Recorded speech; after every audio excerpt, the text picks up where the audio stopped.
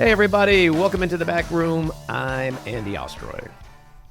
Are you concerned, Mr. President, about the latest inflation number which came out this morning? Could that be a... No, I love the numbers were great. You know what I really love? I love the inflation. No, I love it. The numbers were great.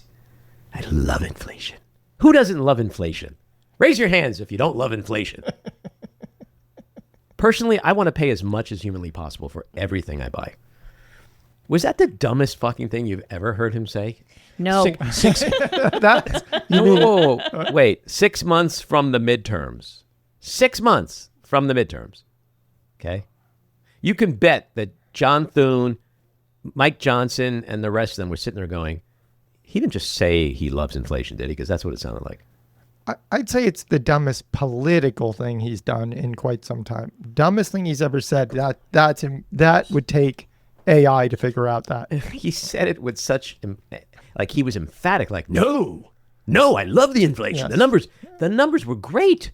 I mean, when you hit 4.2% inflation, which is the highest number in 3 years, which is way more than the 2.9% that inflation was on January 20th, 2025, the day you took office, why wouldn't you love that number?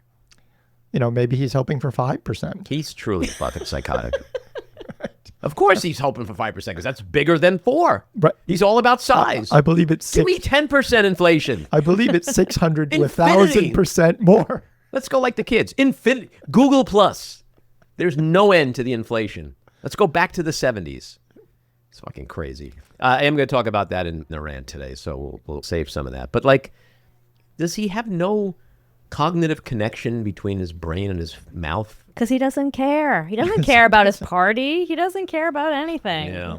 Well, anyway, it's good to see you guys. Good to see you. I feel like we haven't done this in It's been a few weeks. a few weeks. It's been a very eventful few weeks. There's been a lot going on. There's been some travel, and then my daughter and her kids came down to stay with me, and my 7-year-old granddaughter got like an emergency appendectomy while she was here. Yikes. So that kind of took me out of commission for a while. But it's good to be back. And we've got a great interview today. We've got Andy McCabe, former deputy director of the FBI and former acting director of the FBI. We'll get to that soon. So let's start with the big things of the week. And it's not political, but the first thing, Obviously. it's got to be the Knicks. I mean, geez, Louise, this Knicks team this year, it's a fantasy. It is just unbelievable. It's like a Disney movie.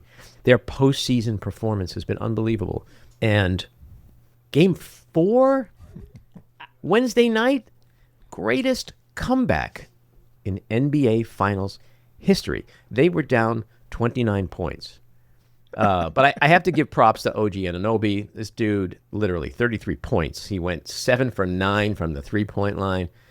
The blocked shot right before his game-winning tip-in. I mean, this dude was flying through the air like an ethereal god, like just landing at the right place at the right time. It was unbelievable. It was otherworldly. That's the only way I can describe it. And it ranks right up there like Willis Reed's comeback, John Stark's the dunk, and LJ's 4-point play. OG's tip-in is going to become like part of the vernacular.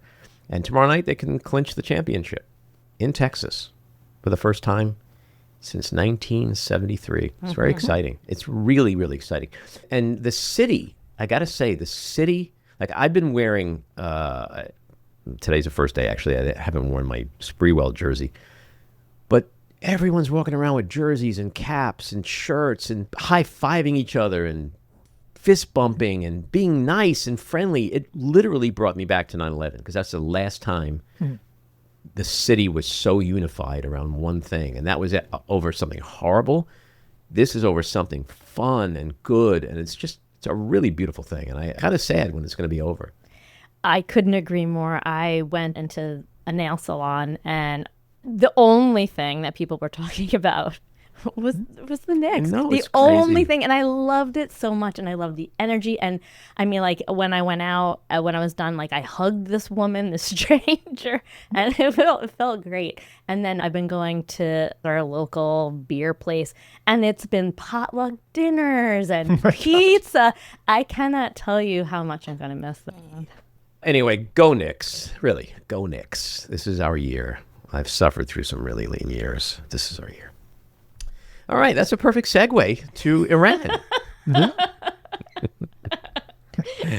A reminder, kids, that we do talk about serious shit here in the back room. All right, so there's a new peace deal, which, of course, this morning, Donald Trump is already poo-pooing. You know, he's yelling at the Iranians. The Iranians are saying what I said yesterday, that we're close, is not true, which, of course, everyone knows is not true because you've said it 39 fucking times since February 28th when the war started. How many times have we heard this guy say, we won, the war's over, their military is destroyed, there's nothing left. Yet, here we are, months later, and we're like desperately trying to negotiate a ceasefire and stop this war that apparently was over. I thought we won. So yesterday, the stock market goes berserk because Trump said, we're close, we're so close, it's going to be like, you know, he does his like, 2 weeks, 2 days, whatever. But I don't see how we have an end to this war because Donald Trump keeps insisting that there has to be total capitulation. Mm-hmm. There has to be an end to the nuke program. We have to get the enriched uranium. The strait has to be open with no fees, blah, blah, blah, blah, blah. Last night he was going to have this huge planned strike. We're going to hit him hard. You're telegraphing what you're going to be doing or not doing, but you change your mind from hour to hour. It's crazy. So yesterday it was like whiplash. This is after he said, like, we're going to bomb the shit out of them. We're going to take over Karg Island. We're going to steal all their oil. Look, we had a deal. Obama's JCPOA. Iran had agreed to eliminate 98% of its enriched uranium stockpile. They had agreed to dismantle and remove roughly 2/3 of its centrifuges. And these are the machines required to enrich the uranium. They agreed to place everything under international monitoring. The International Atomic Energy Agency, also known as the IAEA, I love saying that, was granted enhanced access for inspections. You think any of these things are going to be in Trump's deal? You know what Trump's deal is? Trump's deal is, I got to get the fuck out. Just put something down on paper and I'll sign it. Yes.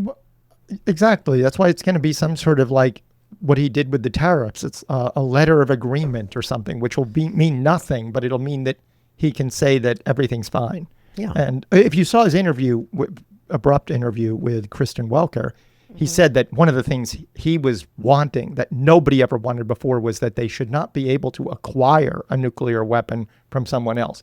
Right. That is literally in the text of the Obama agreement. Acquire is one. And it's what they've very agreed to before. Wisely said 1,000 times over the last 40 or 50 years. Oh, yeah, we'll never have we agree, we'll never have a nuclear weapon.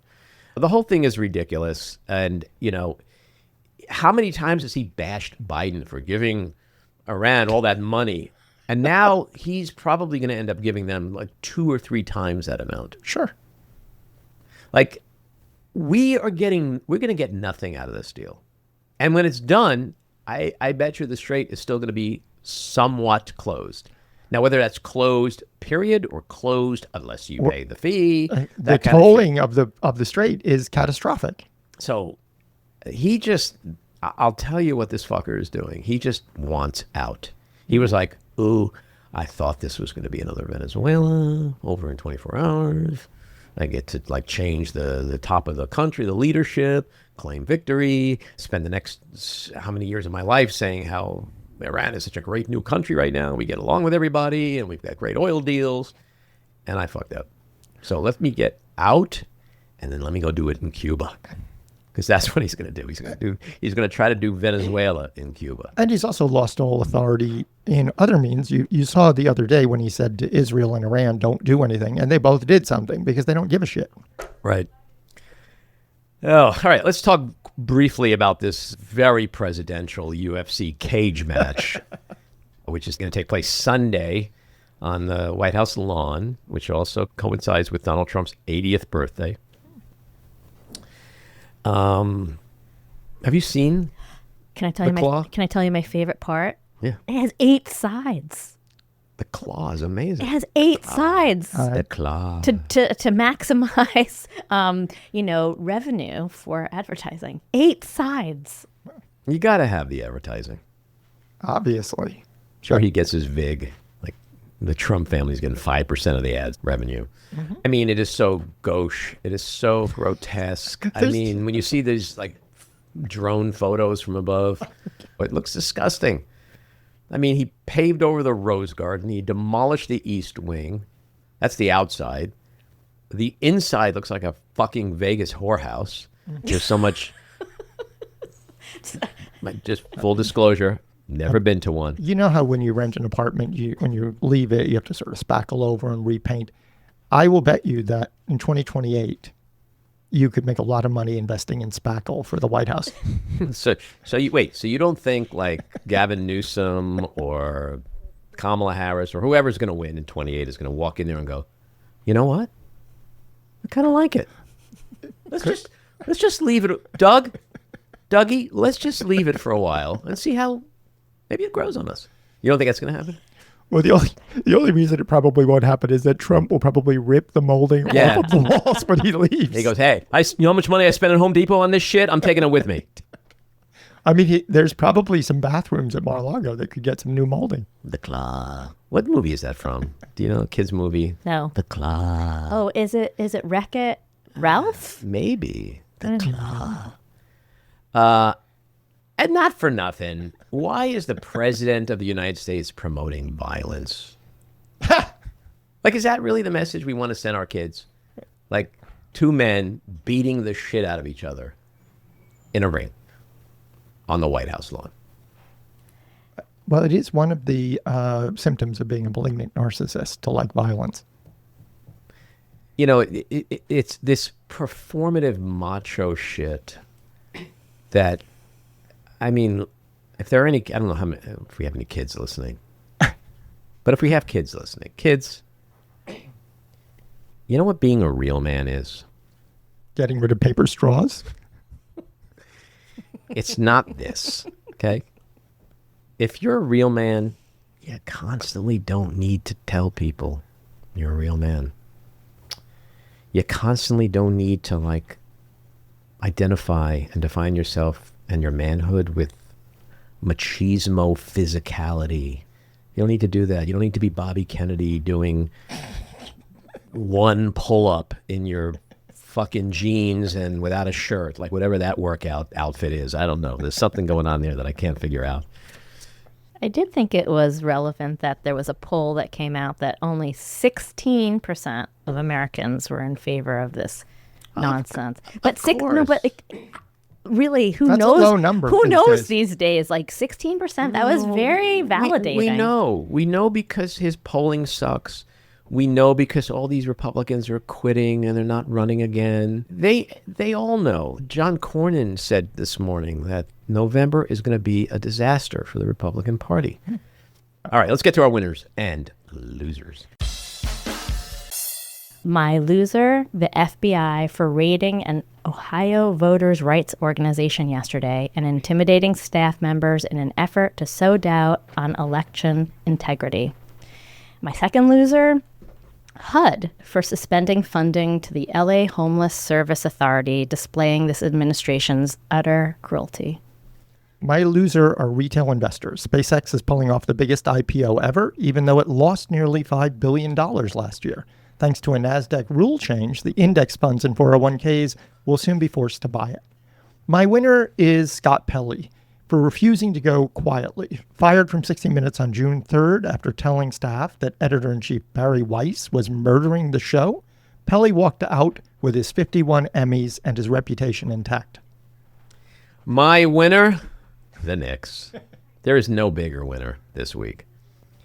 My loser, Tom Steyer, who after blowing $342 million in 2020 on a failed presidential run, just pissed away $216 million on a failed bid for California governor.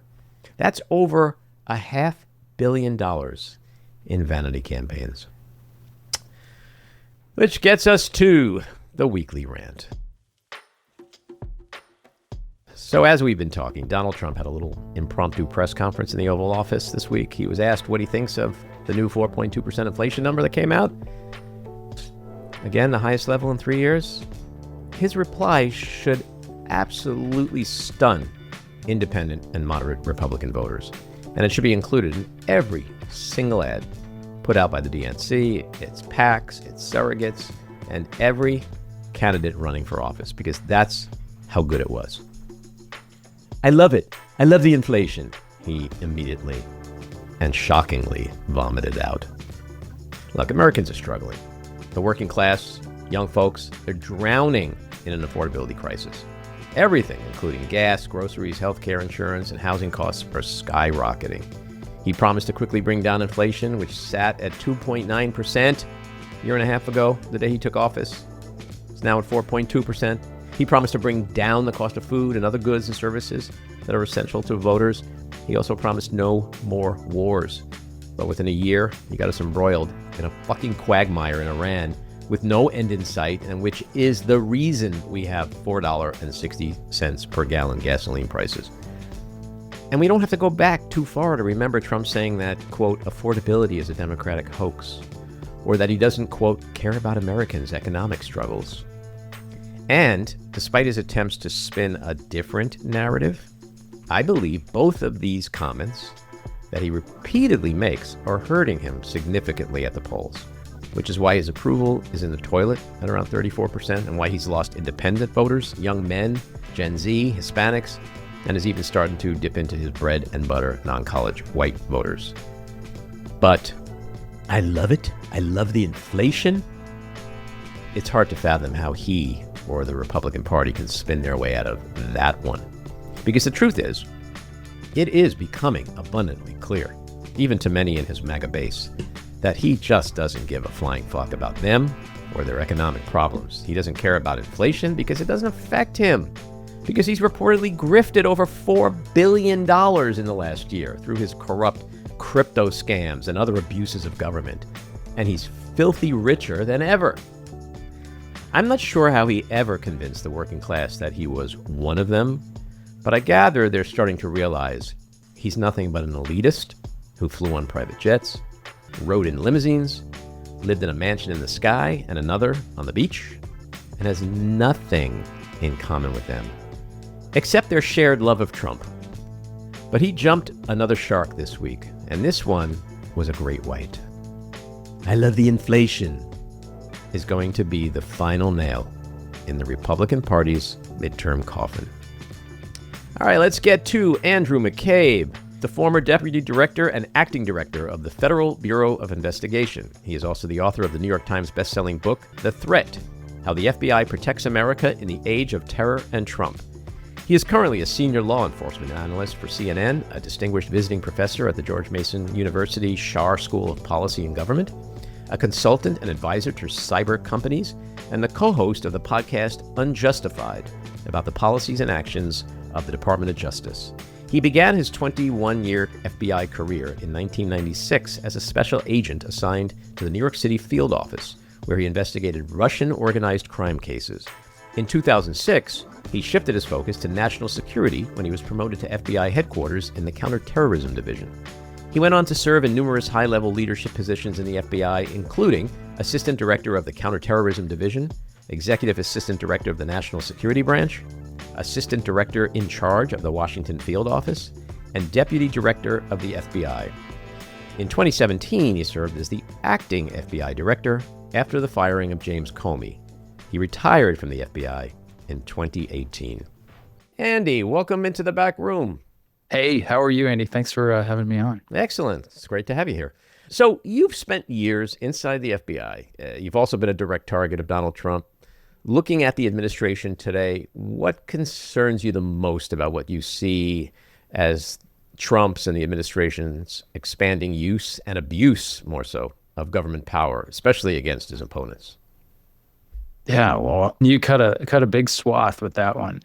I guess it's probably appropriate that I focus on the FBI. That's the thing that I think about most of the time, because obviously it's my experience in government and my friends and like people who I consider part of my broader family, the FBI family. So I really I can't even describe how concerned I am about what's happening at the very highest levels of the FBI. And, to be sure, the FBI is 37,000 people. It's about 12,000 agents. They serve in 400 locations around America and then in embassies around the globe. So it's a big organization with an incredible mission. And their strength has always been their people. And that hasn't changed, right? For the 90% of the organization is still the same great people that were there when I served for 21 years. And I'm sure that those people are doing everything they can to keep making cases in the national security and criminal missions every day in the field offices that they work out of. But I think every day it's getting a little harder and morale sinks a little bit lower.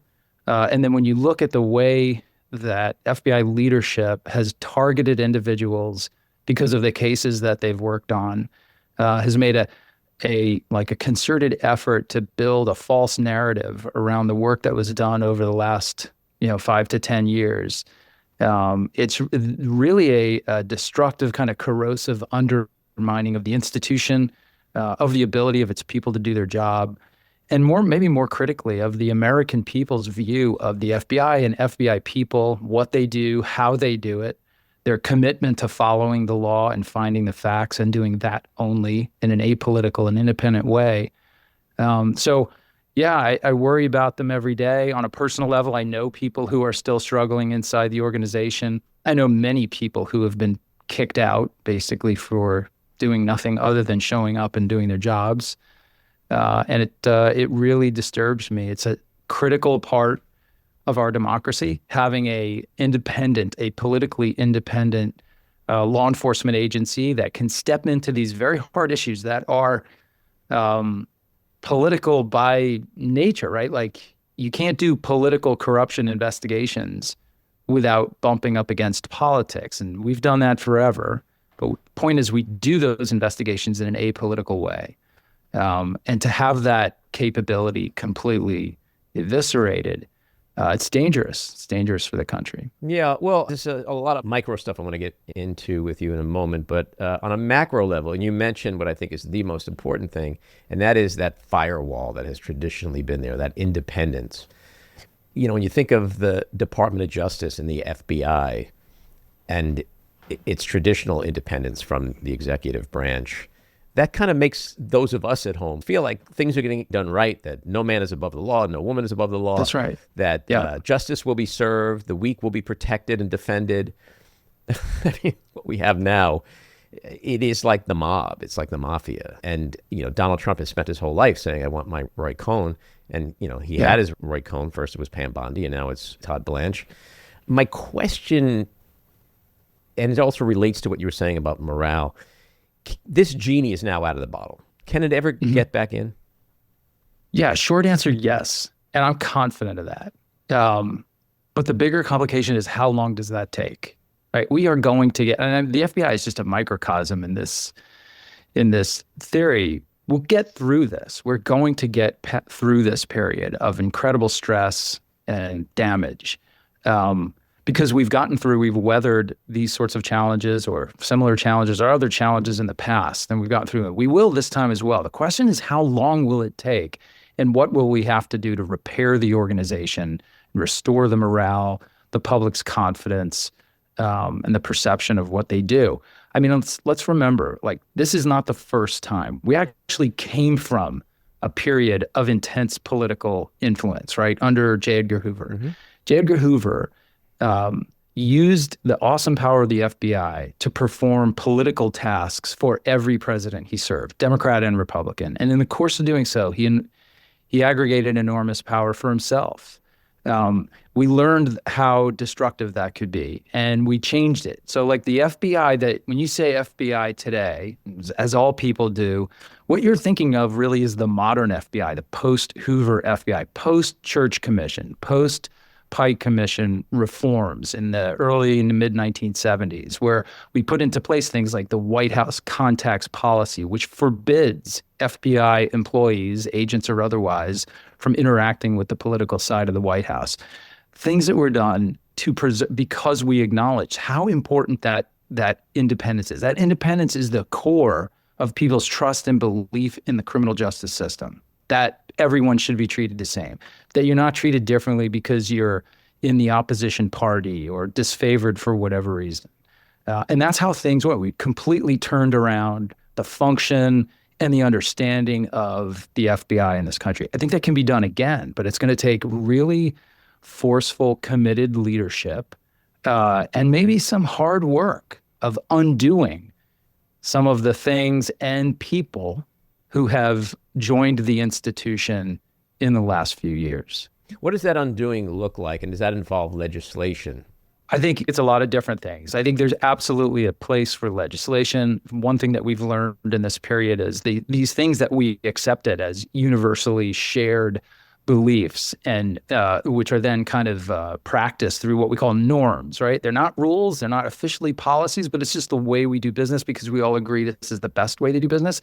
That doesn't mean anything when you have someone like President Donald Trump ultimately calling all the shots. So yeah, I think there's room for legislation to actually put into law some of these things that we used to assume would always be sacrosanct, like, for instance, the White House contacts policy. There's ways for Congress to do that, to tie it to their power of the purse, in other words. And it'll depend to some degree on a new administration's, a new leadership's desire not to challenge those things. Like, because could they, if thrown before the Supreme Court, be diced apart? Yeah, I guess that's possible. But in any case, so there's a place for legislation.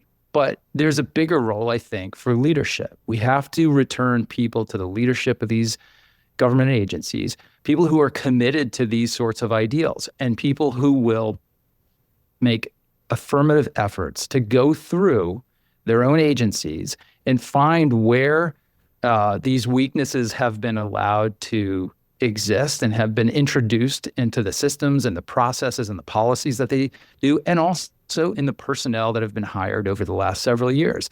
Now, this is something I spent a lot of time thinking about. I'm really kind of torn over it because on the one hand, people who have been brought into organizations like the FBI, people who are overtly political and who have participated in these political decisions and have not come from the same sort of background, maybe don't live up to the standards of FBI agents that have been in place for decades and decades and decades, maybe haven't even been trained as much as, there's all kinds of talk about how training at Quantico for new agents is being drastically cut back from 16, 18 weeks to 8 weeks.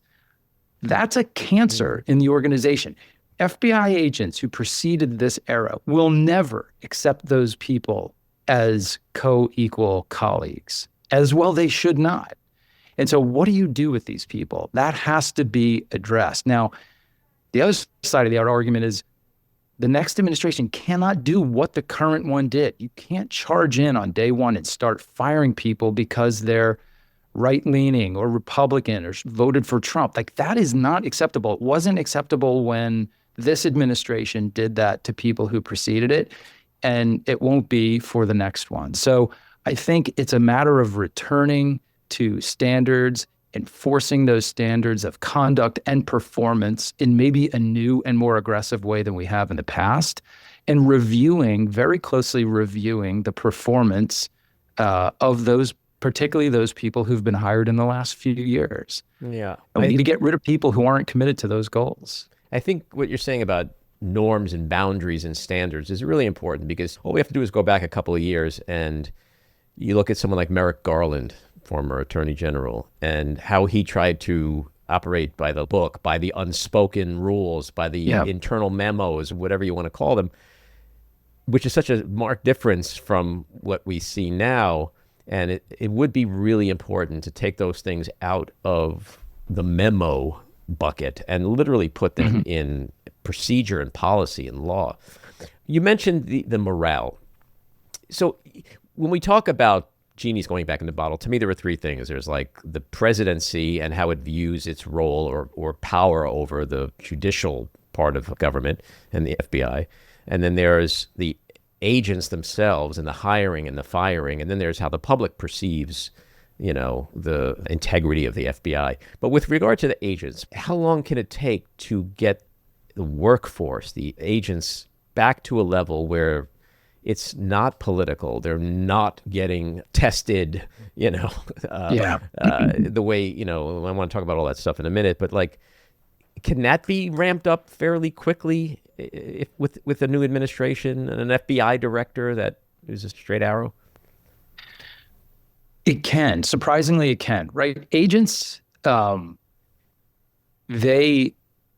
though I think few of them would admit this if you ask them, they're very connected to the leadership of the FBI, particularly the director. Not so much, subordinate leaders and things like that, but they look to the FBI director for cues as to how they're doing and where they're going and the way to conduct themselves and what's important to us and what kind of new and cutting edge threats are the things we need to focus on.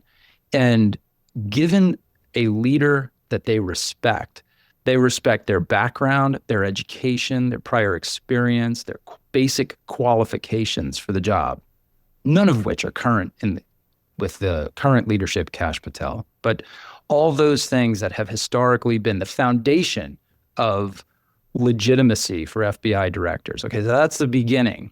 And then the second thing is coming in and actually living that example, communicating with the workforce on a regular basis about what the goals are, what the expectations are, and modeling that apolitical, independent, committed to investigations, following the law and facts only. You will be surprised how quickly FBI agents will feel that what they do and what they have committed their lives to has been restored to some degree. Okay, so that's the first piece. And I think that's a change that you can see pretty quickly. The longer term issue is what about those people who really aren't on board with that? And maybe who never were, who were hired under very different terms and very different values and expectations. And those deep-seated opinions can be much harder to change. Now, what I'm talking about is as those people's performance needs to be evaluated, and where it is found deficient, action needs to be taken against them. But that's not always possible either. And so for that last kind of bucket, it's a longer term process. We understood in the Bureau when I was in leadership that cultural change, like essentially changing those fundamental opinions of people. And we did this in the context of the post 9/11 evolution, right? There were some agents, you tend to think of them, you stereotype them as like crusty old criminal agents or whatever, would not get on board with the way that we changed our practice around utilizing intelligence to become an intelligence-driven organization rather than just a kind of traditional go back to the same old informants, try to keep bringing the same cases sort of thing. They didn't get on board with the idea of having to work side by side, shoulder to shoulder with these young, bright analysts who could do all kinds of things that agents typically don't do. And we just finally acknowledged that there's going to be some very small portion of those agents who will never accept like this new set of goals and expectations. But you know what? Every 10 years, the FBI turns over 30% of its workforce. And sometimes that's the answer. Like some of that stuff you will ultimately have to age out. But that shouldn't hold anybody back from doing the dynamic, effective things that we can do as quickly as possible to affect the most change we can immediately. And as someone who was deputy director and then acting director, can you help enlighten us? Because we watch TV news, we read, much is spoken about the director and the agents, but there's just like in a company, there's a whole lot of staffing in between. Operationally, on a day-to-day basis, how is the Kash Patel FBI operating versus how it did under Chris Wray or other directors? Are there a lot of really good people who are still doing the job and honoring the Constitution and the oath they took? Yeah, for sure there are. So here's how it's set up. There are 55 field offices in the FBI. Each one is run by a person that we call a special agent in charge. Day to day, 365 days a year, 7 days a week, FBI agents, the vast majority of which work out of those field offices. And they either do criminal work, conducting criminal investigations, enforcing every aspect of the federal criminal code, or they do national security work. So that's counterterrorism work, counterintelligence work, and some cyber work predominantly. And the stuff they do every day, they're all on squads. Their supervisors are the first level of supervision above them, and 90% of their work stays right there. The criminal program writ large is done in the field, and the SACs, those field commanders, have enormous authority to authorize, start, and stop criminal work as necessary. The national security side is a little bit different. So because of the unique nature of that work and how sensitive it is, and doing things like working with the FISA court, which only exists in DC, that work is more closely overseen and monitored by agents at headquarters. But day to day, the majority of the work of the FBI gets done by the people in the field very independently. So all that kind of operates on a daily churn outside the involvement of the FBI director or of FBI senior leadership. It's only those like super high profile investigations that are capturing the nation's attention, like the Charlie Kirk assassination or something like that, that the FBI director really gets like minute by minute updates on, and you'll hear them speaking about it. Typically only after it's done, not in the middle of the investigation, making inaccurate statements like our current director does. But in any case, that's different. But nevertheless, despite the independence of their work and what they're doing, they work closely with assistant U.S. attorneys, DOJ attorneys in their local U.S. attorneys' offices. They don't really bump up against DOJ very much, particularly on the criminal side.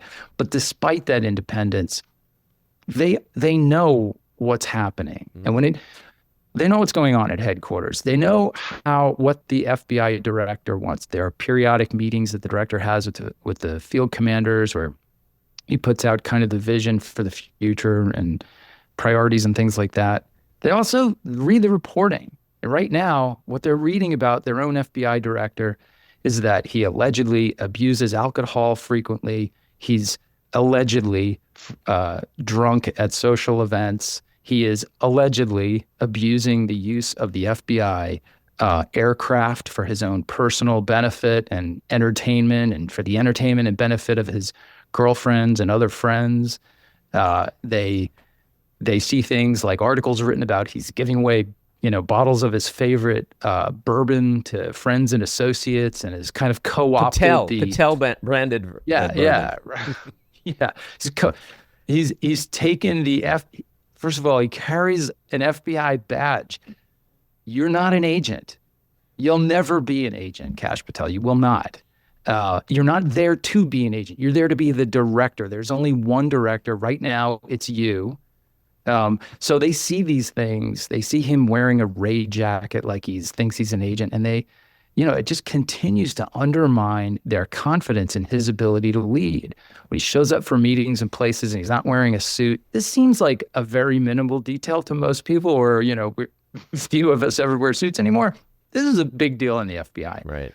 FBI agents expect their director to conduct himself and his business, whether it's at work during the day or in his personal life, up to an incredibly high level of decency and respect and professionalism at all times. This is the example that's been set by people like Robert Mueller and Jim Comey and Louis Freeh, and go backwards in time, and it's pretty consistent. So those are the things that really kind of shake the foundations under their feet and cause them to doubt the direction and the leadership they're getting.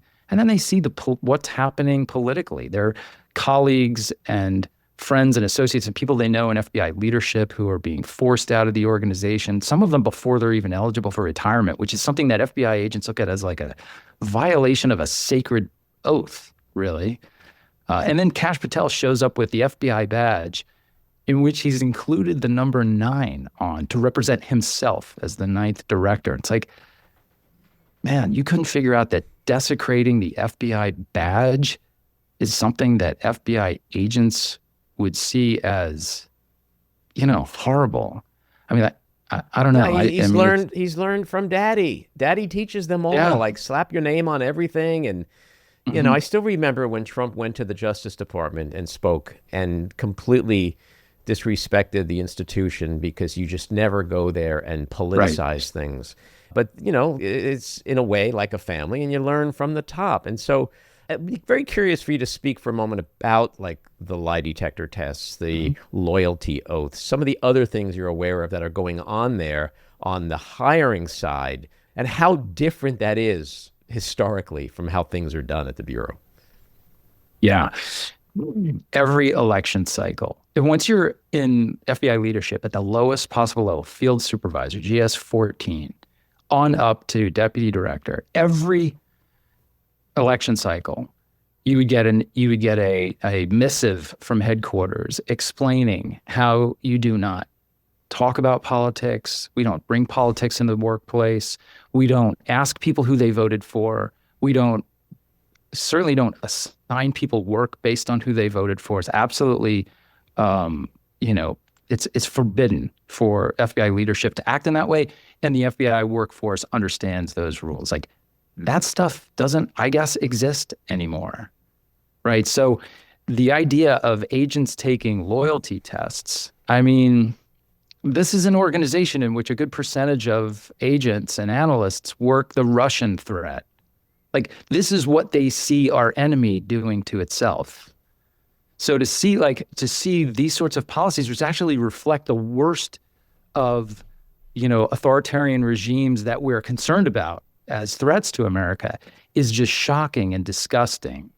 Every FBI agent, every FBI employee has a top secret clearance. Excuse me. So to get that clearance, you have to subject yourself to a polygraph in the application process. And then once you get hired, you get essentially reauthorized, reinvestigated, we call it, every 5 years. So every 5 years, you take another polygraph.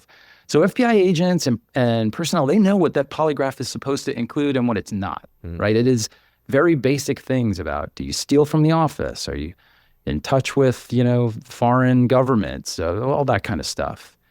So to sit down and be asked, like, have you ever said anything bad about Director Patel? I mean, they know how illegitimate and destructive that is. And they shouldn't have to answer that question.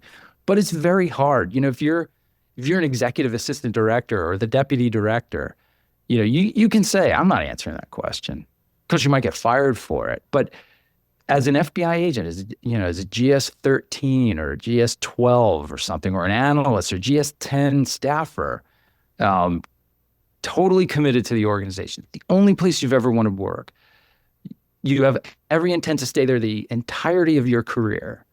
It's not a high-paying job, so you need that income and those benefits as well.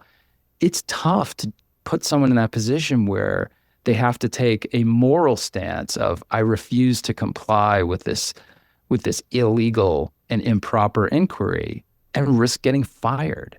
It's just a very, very kind of excruciating position to put people in. It's totally unnecessary. It's unfair, and ultimately bad for the FBI and bad for America. And also, in terms of the public's views on the Bureau's credibility, what about the reported padding of arrest data? Is that real? Is that something that we all should really be very concerned about? I think we should definitely be concerned about it. It's hard for me to say if it's real because I haven't seen the proof, essentially. So I'll reserve that judgment. But I will say, as a very close observer of current FBI leadership, I watch the hearings. I see Kash Patel in the somewhat bizarre way he conducts himself in front of the House and Senate committees. And I listen to those statements very closely. I'm very familiar with them. I've testified in that role myself many times. I know the process that we used to go through to assemble that sort of information, and the absolute rigor we applied to every number we ever gave to Congress about anything, because, like, at least in those days, you did not want to be wrong. That's the first and foremost, the prime directive. And then I hear these numbers that are just, quite frankly, seem impossible to me. Like, they defy any normal or accepted statistical analysis, right? So I have great concerns and skepticism about some of those things that he announced. And, if in fact they are inflated or completely fictitious, wherever they might land on that spectrum, yeah, I think that's a terrible sign. That's a sign that the agency is not being truthful. It's not being transparent with the American people and with Congress, which is legally required. And so that should raise the question in every American's mind: why? If they're telling us this, or if they're obfuscating their actual performance and juicing the numbers, why are they doing that? Is this an effort to hide something that they're not comfortable with? And then there's other reasons to believe that that might be the case. We hear all these stories about entire programs being eviscerated. For instance, the domestic terrorism program, which was part of the Counterterrorism Division and an incredibly high-profile, important place to work, someplace where literally hundreds of agents and analysts, both at headquarters and in the field, used to work, targeting groups like right-wing white supremacist groups to environmental terrorists and animal rights activists. And it's a very broad spectrum of investigations. Now we hear that that's gone, that there's none or very few people looking at those threats. Like, that's really concerning. And those are the kinds of things. You just talk about the FBI in these ways, and I often end my comment by saying it's dangerous for America. Well, like, that's where the danger lies. You only have this many resources, and there are this many more threats. And you have to, as an FBI leader, you have to constantly be reallocating resources to the highest priority threats. And the idea that politics is determining how those resources are allocated is frightening, because you're leaving some gaps that the bad guys could run through. Is doing that illegal? Like, are these prosecutable offenses in a new administration in a few years? The padding of arrest data and the falsifying of information? I mean, it's, I guess, theoretically possible, but probably very hard to do in reality. So if you went if anybody goes in front of Congress and provides knowingly false information, then that could certainly be the grounds for a criminal investigation. But those cases are unbelievably hard to make. The falsehood has to be like explicit, and so simply kind of spinning the numbers in your most favorable direction probably lacks the sort of clarity as a statement that is typically required for a perjury charge or even 1001 false statement charge. So I guess the answer is yes, maybe, but it can be very hard on a day-to-day, reality level. Mm-hmm. So we recently saw acting FBI Director Brian Driscoll claim he was fired because he wouldn't go along with Patel's purges of anyone at the Bureau who had investigated Trump. And he says specifically that Patel told him, quote, "The FBI tried to put the president in jail and he hasn't forgotten it." When I first heard that, I was like, wow, like that is the director of the Bureau literally saying, my boss is pissed, this is personal, and you have to act a certain way if you want to be in the FBI. And I'm like, geez, Louise, that's crazy. That is straight up admitting that what we're doing is a retaliation. Yeah. Period, full stop. That is an absolute explicit admission of retaliation. And, I guess it goes on the long list of things Kash Patel has said that he probably shouldn't have said, but we'll see how that plays out in Mr. Driscoll's lawsuit. I think, full disclosure, I've talked to Brian before, and of course I've read the legal documents in his suit very closely. I think he's got an amazing case, and he should. I think what happened to him and what happened to those executive assistant directors that Patel fired, I think before he even arrived, and all the rest that he pushed out, this is a part of the story that I think most people aren't thinking about. The lawsuits and the liability that comes from those lawsuits is going to go on for years and years. None of them will be settled while Donald Trump is in the White House. Of course, that would be sacrosanct for anyone to make that decision.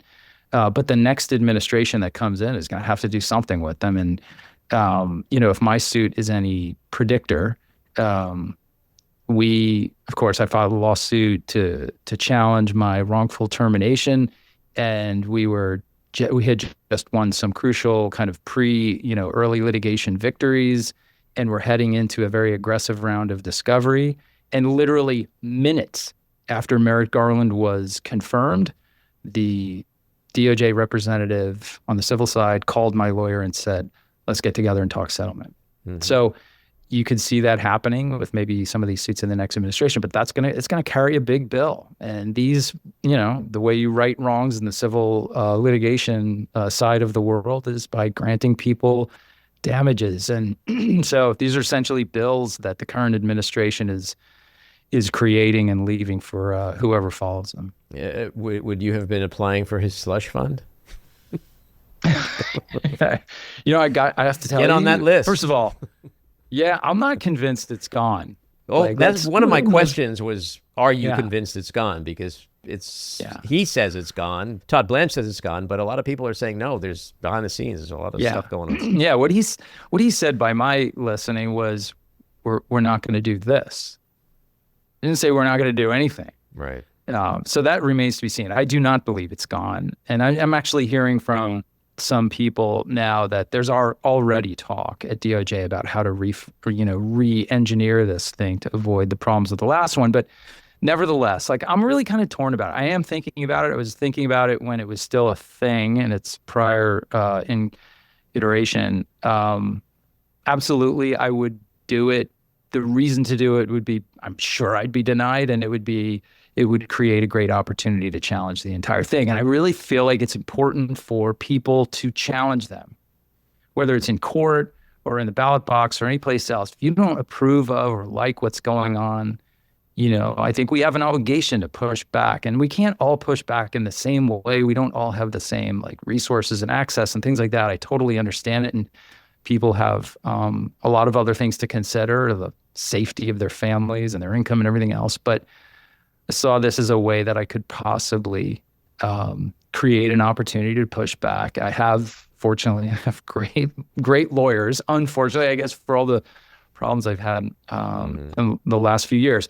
On the other hand, I almost feel like filing a claim legitimizes it to some degree. And I would never want to be perceived as having legitimized what I believe to be an absolutely illegitimate, wildly political abuse of taxpayer money. Yeah.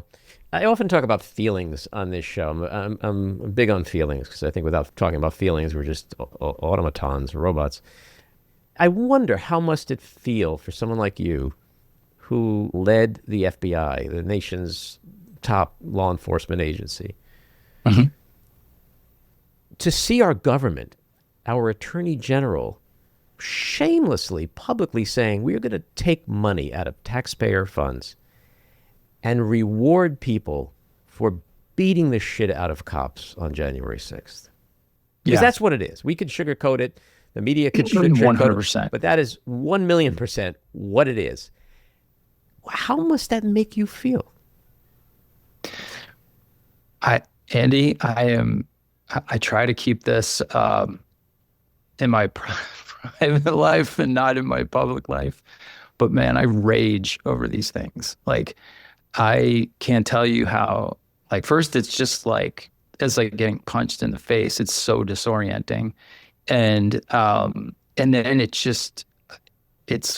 sickening. It's absolutely sickening. And mind-boggling to see people in these positions making these decisions for the most obvious reason ever. They are competing for the only thing that matters to them, which is the approval of that man. There's one coin of the realm in this administration, that is the president's approval. And it appears that there's no boundary that won't be broken. There's no line that won't be crossed. There's no law that won't be broken in pursuit of that. And it's just so stunning.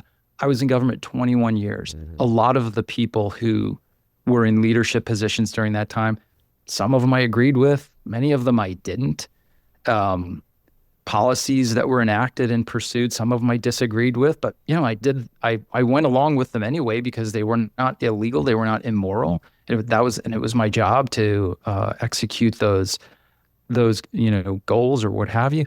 But my God, this is we say unprecedented so much, it doesn't mean anything anymore. It just enrages me. Even the small things, Andy, like when you see cabinet secretaries or the president himself saying things that are absolutely 100% false, provably false on their face. And I think back to the rigor and the efforts that went into every statement, not only from my agency, but from the White House and the other agencies I worked very closely with in the national security space. The amount of time and effort that went into carefully preparing everything we released to the public to ensure that it, was informative and it accomplished the goal, but it didn't raise expectations or minimize. I mean, you just want to be accurate. And now it's like, that doesn't matter at all. They say things all the time that are not only strategic mistakes, telling the Iranians what you're going to do in the middle of a war. Bad idea, guys, but whatever. But it's also just fake. It's so obviously manipulative. It's just, is gross. It makes you kind of shake your head. It's like, God, look how, man, we're only just a couple bad decisions away from having an entire team in place that will take this government to a level that many of us could never have imagined we would sink to. Yeah. And the irony is that it's an administration that loves to paint itself as, the whole back the blue, or we're pro-military. And sadly, there's a good chunk of the population that believes it. But, you talk about like pardoning all, not the ones who were in the crowd who got sucked into the, that whole narrative, but literally the people that were beating the shit out of cops. All pardoned. And then there's talk of financially rewarding them. But another thing to your point is like, they were all just performative. Patel, Hegseth. I mean, and sometimes I don't even understand what they're trying to do. Like there's this, I'm sure you've seen a video of Hegseth like lifting weights in the last 24 hours and he can't even, like, seriously, I'm at the gym going higher than Hegseth, okay? And it's like, why are you putting this video out? Because if you're trying to do the He-Man thing, because they're all about the toxic masculine, they're all, Kennedy, they're all trying to like out macho each other, which is so bizarre and pathetic. But at least get the video right. Like he was bench. I don't know if you saw the bench press one. His leg was shaking like my dog. Like when my dog is trying to do something. And it's like, it doesn't even look good, but it's just, I think you're right. You said something that's terrifying. And that is, it's one or two decisions away from some really horrible shit. Yeah. Yeah. And I mean, like, what video I want to see of Pete Hegseth? I want to see a video of him sitting behind his desk reading some intel. Like, that's what I want. Working? Like that would be a performance. Instead of like dumping everything on, social media, like a bunch of competitive 13-year-olds. How about you do your job, for God's sakes? Like, Americans should want to see these people doing the right thing. Like it's all performative, and like you say, just how about just performing your job? Like, do that. Right. Impress us with that. Yeah, I mean, like, to take it back to the FBI, the videos I'm seeing over the last couple of days of Kash Patel down at Quantico, surrounded by agents who are being trained by UFC fighters. Right. Like, what? I mean, don't get me started on the UFC cage match. Oh my God. Agents need to be, If there's a God above, there's gonna be the biggest storm in Washington D.C. this weekend. That's how we'll know. A cloud of mosquitoes just surrounded so thick, which could happen in D.C. It's like the most human place on earth will come. Yeah. If you were briefing a new FBI agent today, what would you tell them about balancing their oath to the Constitution with the political pressure that we've been talking about that comes like from the top? Yeah, I've been teaching for the last couple of years. I was been teaching at the George Mason School of Policy and Government, the Schar School. And I talk with people who desperately want to work for the government, many of whom want to work for the FBI all the time. And basically the thing that I tell them is there's no balance in that. You pledge the oath to the Constitution. That's it. There's not a caveat. There's not a but sometimes or maybe not if this is happening. That's an absolute. So they're worried. Young people that I talk to are worried about going into government now because it's so unstable, and they have concerns about the motives, really, of many of the leadership in this administration. And I tell them, like, it is still an amazing, worthwhile, absolutely necessary career. It is the most rewarding, satisfying, exciting work I think that you could ever do. And so if you're drawn to that sort of work and you're not worried about the low pay and everything else, you should definitely do it. But you should go into it with a very clear understanding of what your own red lines will be.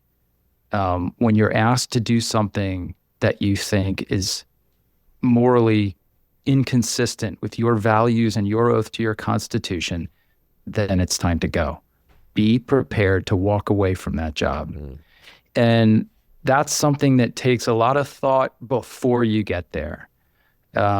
Set those goals for yourself. I remember once at Quantico, we had an amazing presentation by mountaineer Ed Viesters. I think I always mispronounce his name, but he was telling us about his first ascent of Mount Everest without oxygen.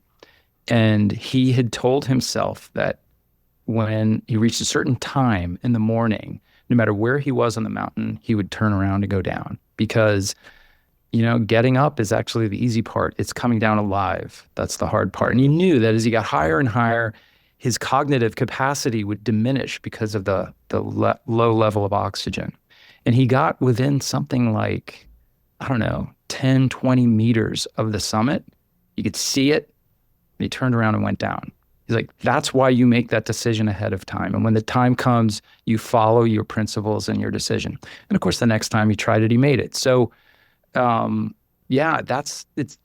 is trying to ascend Everest without oxygen. Know when you're going to turn around. It's the same thing going into government right now. Know what's too much for you. When you hand in a piece of analysis and somebody hands it back to you and says, could you change that because, put this group in, take that group out. Maybe that's your red line where you say, no, I won't do it. This is the best, this is the best of my abilities and my work. And I've done the research and this is it. That might be the day you got to go. My last question is related to being director of the Bureau or being Attorney General.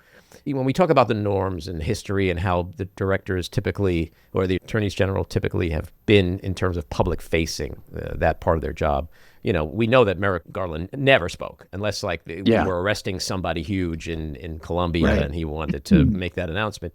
Chris Wray never really went before the public. Comey was a little different, but not as much. Do we need to change that? Do we need to allow for more public facing? Like, had Merrick Garland or Chris Wray or others been telling the public, this is what's going on, this is what's happening? Yeah. Because if you don't do that, doesn't it just allow, especially someone like Trump, they create the narrative? And you're not only now chasing a false narrative, you're not able to stop them from doing all the shit they're doing. Yeah, so I do believe that kind of Merrick Garland, Robert Mueller model doesn't work in the same way, right? We're in a different world. Absolutely. We communicate and interact very differently, and people have very different expectations of transparency, and you got to be out there in the knowledge economy, or you're not representing your agency effectively. Your employees expect it now. They want to know. That was one of the frustrations I think that many people had by the end of the Mueller years. So of course, it went 12 years instead of 10. And by the end, some people were frustrated with the country not knowing more about the good work that we did day to day. Nevertheless, so I think they have to be more public facing. It also gives them an opportunity to model those standards, those expectations. And you got to be willing to do it on the good days and the bad days. So in other words, the day that, I always forget this guy's name, the guy that shot up Mother Emanuel Church in South Carolina. The day that horrible, horrible attack took place and the world learned about it, we discovered that there had been a problem with the gun purchase check that the FBI had done, and that he probably should not have received permission to purchase that firearm. Jim Comey went out that day and explained it to the American people. That's a hard conversation to have, but it is as and maybe more important that day than it is on the day of a big arrest. I also think that if we're going to change and restore these organizations, we have to bring back as we discussed earlier, the principles and the performance that the country expects and deserves. But to be an institutionalist alone is not enough. So I have mad respect for Merrick Garland and former President Biden and others who their approach is like, I'm going to go in and I'm not going to do what my predecessor did, but I'm going to, just be quiet and be the institutionalist. Like, that doesn't work. That's not enough anymore. You got to get out there and make it clear what you're doing, what you're not doing, when you do it well, when you don't do it well. And I think that kind of a relationship with the public will help to restore that trust a little quicker. Yeah. And it doesn't mean that like you have to be Pam Bondi and go on Fox every night, but it just means tell the public what's going on, you know, and shape your own narrative in a way. Don't let the bad guys shape the narrative.